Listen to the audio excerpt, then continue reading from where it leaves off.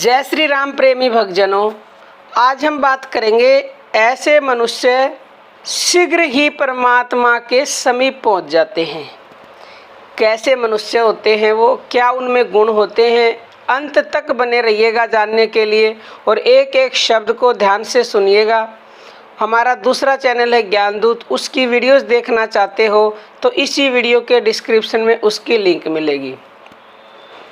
देखिए, हम अपने कई वीडियो में इशारा करते हैं कि सबसे पहले किसी भी चीज़ का ज्ञान होना बहुत ज़रूरी है। अब आप भगवान के बारे में ज्ञान प्राप्त नहीं करोगे, जब तक ज्ञान प्राप्त नहीं होगा तब तक आप उससे आगे बढ़ने की कोशिश नहीं करोगे। तो सबसे पहली बात है कि अज्ञानता को दूर करना। जब हमारी अज्ञानता दूर हो जाती है, यानी अज्ञानता मतलब अंधकार, अंधकार दूर हो जाएगा तो उजाला अपने आप हो जाएगा। तो इसलिए हमें कोशिश करनी है कि चाहे किसी भी तरह से उस अज्ञानता को दूर करना है।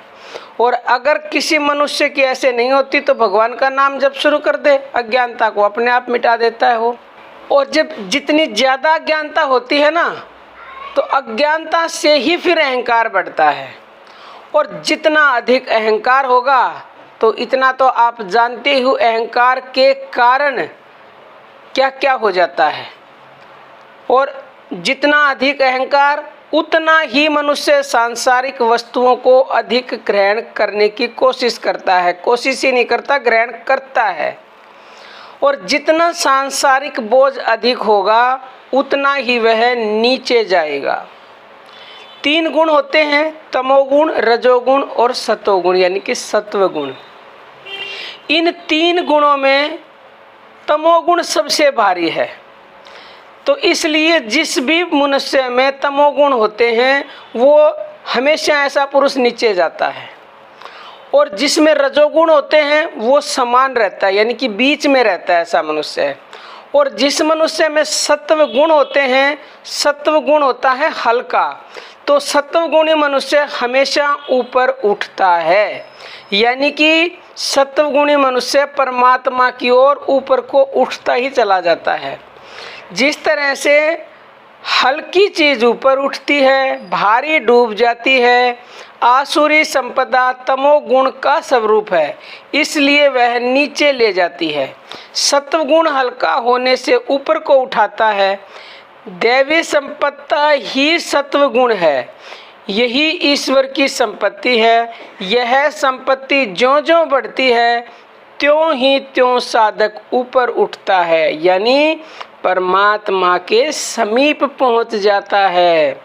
तो वही मनुष्य जिनमें सत्वगुण होते हैं वो अति शीघ्र परमात्मा की समीप पहुंच जाते हैं।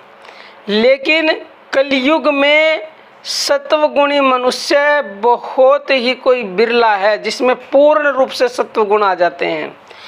तो आप चिंता ना करें, लेकिन अगर परमात्मा से जुड़े रहेंगे तो निश्चित ही पहले आपके तमोगुण मिटेंगे, फिर रजोगुण मिटेंगे, सत्वगुण आ जाएंगे आप में। और जब सत्वगुण आने लगे तो परमात्मा के जितने ज़्यादा सत्वगुण आएंगे, दैवीय संपत्ति के भगवान कृष्ण ने बताया है, जब वो सारे गुण आ जाएंगे तो सत्वगुण होते हैं वो, और आप शीघ्र ही परमात्मा के करीब पहुंच जाओगे निश्चित ही।